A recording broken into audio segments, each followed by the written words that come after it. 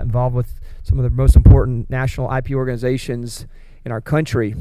And they're going to share with you why the US IP Alliance, why another national IP organization, and the role that it's playing to help their organizations, and the role the US IP Alliance can do to bring these national IP organizations together to do more for Americans.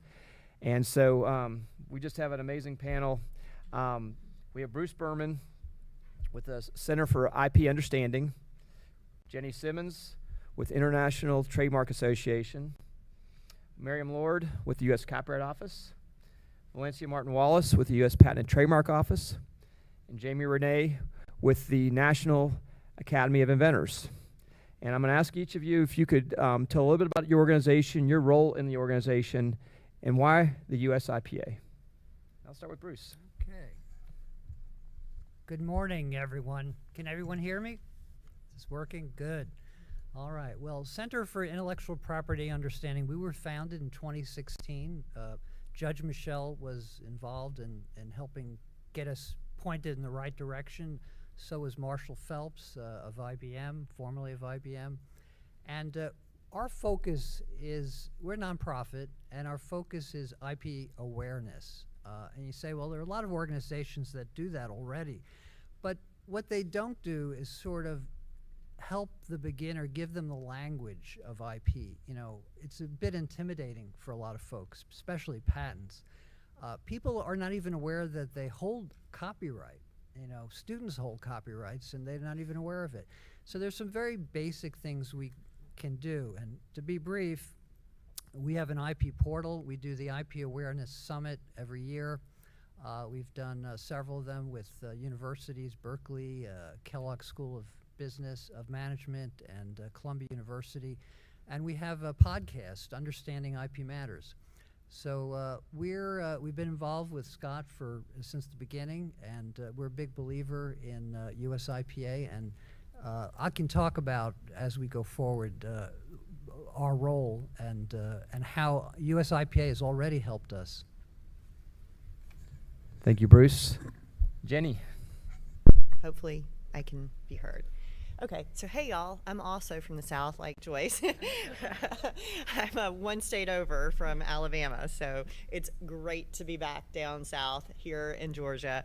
So I'm Jenny Simmons with the International Trademark Association.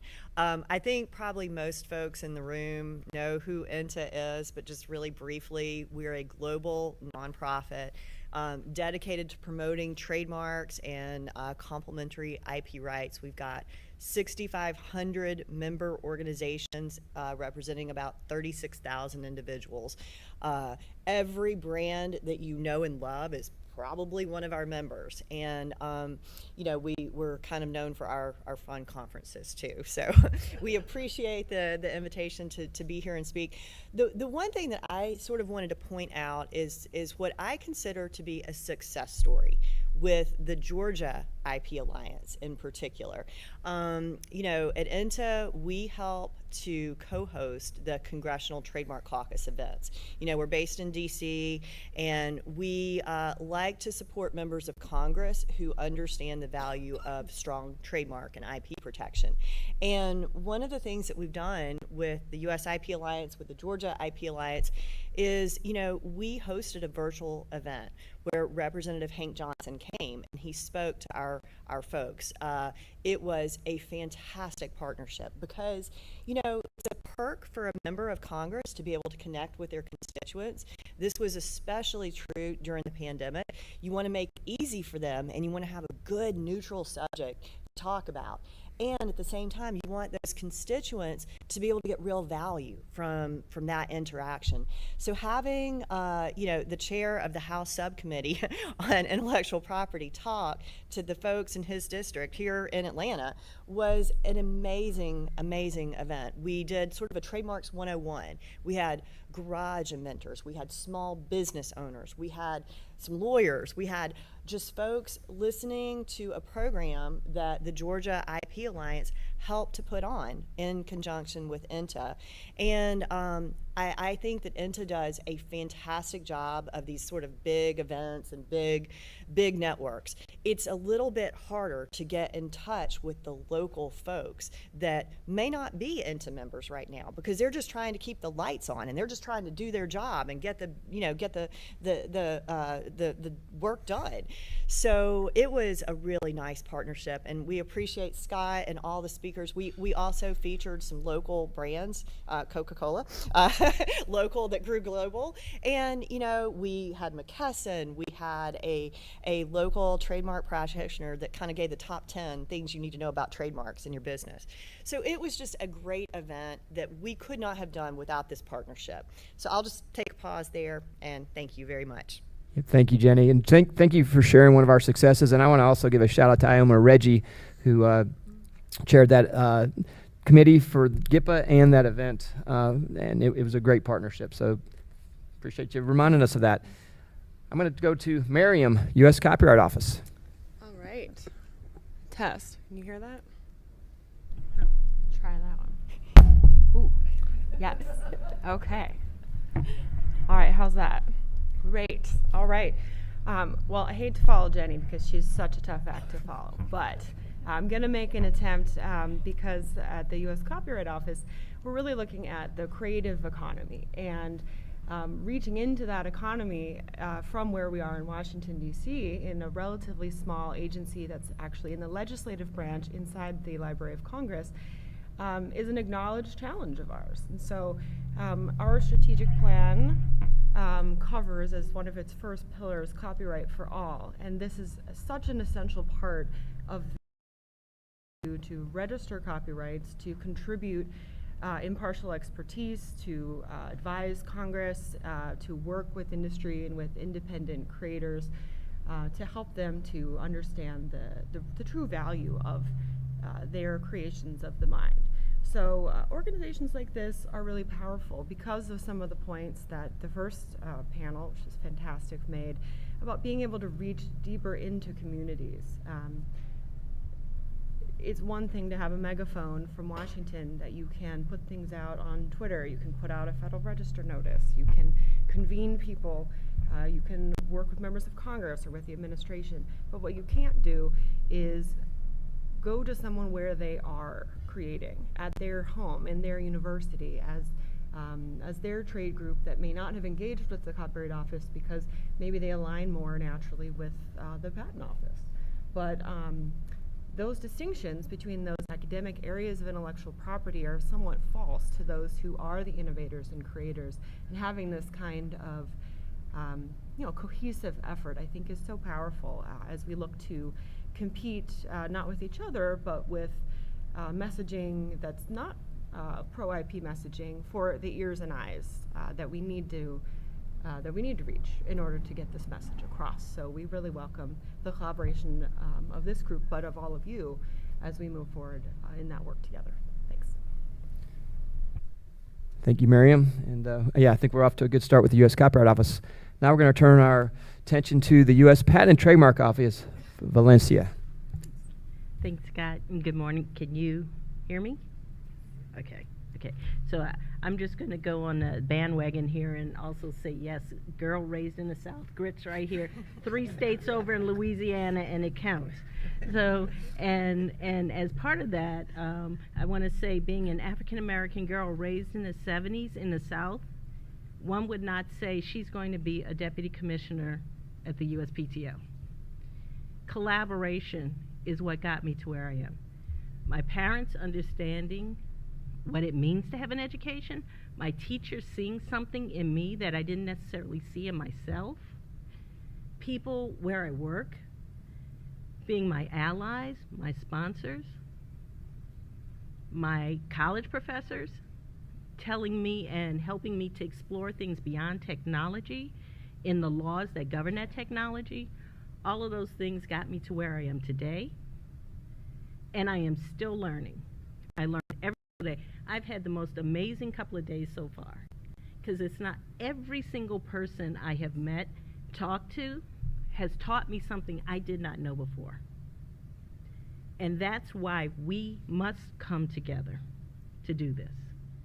everyone in this room is in this room because you're passionate about intellectual property. In addition to delivering on my contract to provide them with a strategic plan, I did what any good consultant would do, is I planted seeds of them needing me for the future that manifested 3 years later, and now I lead the Academy as its executive director. I'm delighted to have that opportunity because as I learned more and am learning more about intellectual property and the role that it plays in social justice, the role that it plays in advancing our society and our economy, the more excited I am to lean in with all of you and use my super nerd powers to bring opportunities to fruition. When I met Scott Frank, I knew he was a powerhouse probably instantly. And I came back to our founder at the Academy, Dr. Paul Sandberg, who serves as the chairman of our board and is a rock star in this space, and I said, this thing that he's whispering about, this USIPA, I think this is something. I think this is something, and I think it's going to be bigger than he's describing it, and I think he knows that.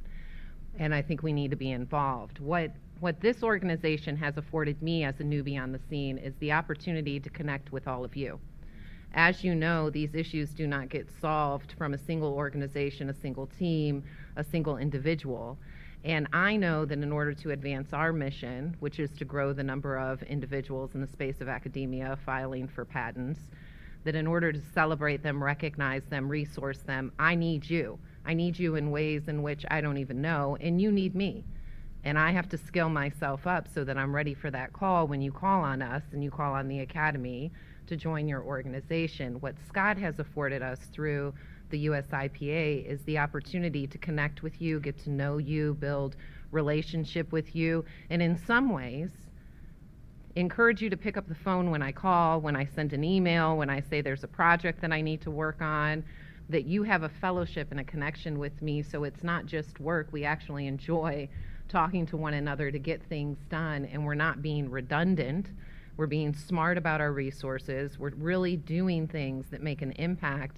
And I can tell you that I would not be able to have done my job thus far leading the Academy had it not been for Scott and this organization. It would have been incredibly difficult for me to break in to get your attention and to be a part of making something happen had this organization not existed. So I'm around, and I'll be around, and I am humbled and grateful for the opportunity that this organization, and particularly Scott, has afforded me in being able to get the work done that I am passionate about. So thank you. Thank you, Jamie, for those kind words and those great thoughts. All right, we're going to do a little bit like we did with the vice chairs. I'm going to circle back, and I want to understand a bit more, precisely, how it's impacted your organization and in the future, how we can work to help you be better. And I'm going to start with Valencia. And everybody should appreciate that Valencia played a really big role in the USPTO signing an MOU with the USIP Alliance in the last month. So Kathy Vidal and I signed a document, important document, to really take this relationship, formalize it, and take it to the next level. And I appreciate you, Valencia, for your leadership on that. So your thoughts? So, as I mentioned, the USPTO has Council for Inclusive Innovation, which I'm really proud to say that Scott is a member of our council. And one of the things that we decided when we first stood this council up was that we have to have a representation from multiple representations from all sectors of the innovation community in order to make what we were trying to do work, which is expanding innovation, helping to build our national economy, and bringing every American the opportunities and the access to education to build on being inventors and innovators. So for us, we cannot do that alone. USPTO, I personally think USPTO is the greatest agency in the entire world, but we still have a certain reach, and our reach has to go beyond to every, as it was mentioned earlier, every corner of our nation, and giving every American the opportunity, the education to flourish as inventors, as innovators. And in order for the USPTO to do that, we need strong individuals, bright individuals, passionate individuals like the people in this room and USIPA to partner with, because as I mentioned, our reach is just so long, our arms go so far, but once we start clasping hands with other sectors of our community and individuals and organizations, we will make that reach to every corner of this nation. Thank you, Valencia. Miriam. So I think that Valencia put it well when she talked about partnerships and the opportunity to expand that reach. And it's a point that I made at the beginning, but I'll circle back to it because the Copyright Office has had a lot of success over the last year or so, actually working with the World IP Organization's Academy, thinking about roundtables on IP and specifically copyright education. And I was fortunate enough to join that in my former capacity, actually working at the USPTO with Valencia and also with Joyce Ward, really figuring out, not only here in the United States, but around the world, how are we answering the question of getting people to care about intellectual property early in life, throughout their journey as a professional or as a human, and then how are we making this resonate for people in a way that matters. It's not just an economic argument, but it doesn't ignore the economic argument, and how do we talk about arts and sciences together. So one of the presentation that I made with Joyce, is that in the United States, we're not in a position to be able to top-down dictate what's in the educational curriculum from the federal level, whereas in other countries, it was a simple partnership between the Ministry of Education and the Ministry of Industrial Property or, Culture. They just say, okay, we'll just put this in the curriculum, bam, everyone learns it now, the job is over. But it's not as simple here, and that's wonderful that we have that freedom of expression and creation and speech, but it's an opportunity for us to rise to that challenge as a group and think about how best we can do that. And the conclusion that we made is that those public-private partnerships and those partnerships across the government and at the state to federal level and between those organizations in the private sector in both the NGO or nonprofit area, but also leveraging pro bono attorneys in the private sector, leveraging the reach of associations. That's the way to really change those conversations. And so I've seen that is, again, the energy that's in the room, and I think that that's an exciting way for us to get involved, especially, like I mentioned, in incorporating copyright into that conversation more organically. Thank you, Miriam. And I like how you said it, challenge but opportunity. And I think it is a special opportunity, and we need to make the most of it. So thank you for those thoughts. I'm going to go back to Jamie. Your thoughts? Well, we just started a 5-year project agreement with the United States Patent and Trademark Office to grow the number of underrepresented folks in the space of academia filing for patents. What we're finding is that in that space, that the pipeline is actually fuller than we suspect, but we might not be using the right language, we might not be on the right channels to find them, so we're doing a marketing analysis to say, instead of forcing you to reach us where we are with the language we're using, where are you, what language are you using, and what is your current knowledge and interest to be involved. The USIPA afforded us the opportunity to realize that if we were sort of in a vacuum or had tunnel vision, we would create resources that already existed from someone who was actually better positioned to do them. And so through partnerships with Autumn and MIT Lemelson and VentureWell, the people are in the room, here today, friends that I've met through this group, we're now coming together and aligning our goals and our strategies so that we can do more, go deeper, go faster together. We don't think it's enough to resource inventors when they identify. We think really as a nation we have an obligation in the same way, and Lateef, I'm going to shout out you in our conversation earlier today, in the same way in which our nation supports athletics. We find and we grow athletes. We need to find and grow inventors. And it should be something that we take as serious as our passion for our college or our pro team to be successful, we have to find ways to invent opportunities to recognize and celebrate them very early on, and we got to coach them. And so we need mentors along the way. And so all of us that are sort of in the space and the part of the academic inventors that we think we have an obligation to coach them and mentor them, and systems should be in place there as well. So there's much to do. There's much to do, but it is not overwhelming. And I will say, coming in again from the outside, sort of new in the space, there are so many paths forward. And so if we do run into obstacles, it can be quite easy with the brain power and collaboration of the people in the room for us to pivot and adjust and step forward. You know, if the answer is just, I will not take no for an answer, and I will find a way, I will lead with yes, I will worry less about the glory and the recognition and who it goes to, and more about the impact and how fast we can get there, that I absolutely agree that intellectual property is not only a right, it is a necessity for our society and for our economy and beyond, then we'll get more done. And I think the US IPA is creating a platform and a space for us to do that. I'm grateful for it and committed to be a part of it. Thank you, Jamie. Those inspiring thoughts. We do need more great inventors. I appreciate that. Jenny. Well, I think everybody on this panel has highlighted enormous ways that we can all partner together and get a lot done. But, you know, I'm kind of a simple person. I like concrete, measurable deliverables. And I got 2 ideas.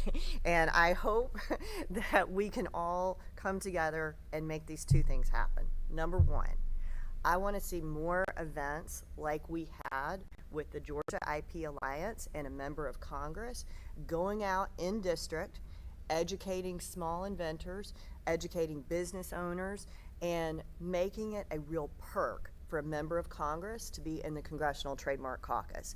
We've had a couple, we need more. We've got about 30 members in the caucus, and we need to get more legislators caring about IP and connecting with their constituents on IP issues. That is number 1. Number 2 is more pro bono. Okay, I was very fortunate working with Dave Kapos at the USPTO a long time ago to get to, you know, help start the patent pro bono system. INTA has a trademark pro bono clearinghouse. We have, it's both here in the United States and global. We've got numerous volunteers that will connect with small and medium-sized enterprises and nonprofits, and that is a very easy way for folks in this room to get engaged, to actually make a difference and grow the economy and help somebody. And, you know, those 2 things, that's it. I mean, my brain can't go to all these other places, but my brain can go to growing those 2 things. Thank you. Excellent. I like those 2 challenges, and I think we definitely need to make those a reality. So thank you. Bruce. Yes, well said, panel. It's really about creators, not just inventors or brands or content providers. That's enormously important, that we see ourselves as a creator society. You know, the United States got to where we are today because of innovation and because of creative expression. We're really good at it, and we want to continue to be, and we want to continue to capture it, not just for big companies, but for individuals as well. But 3 things quickly, because our time is running out. What has US IPA done for CIPU? People and organizations. We've met more, we thought we knew a lot, and we do know a lot of folks, but we've met more through Scott and US IPA than we could have imagined. And that has been an enormous help, both for contacts, for our funding, for a variety, for content, for programs. Information and content.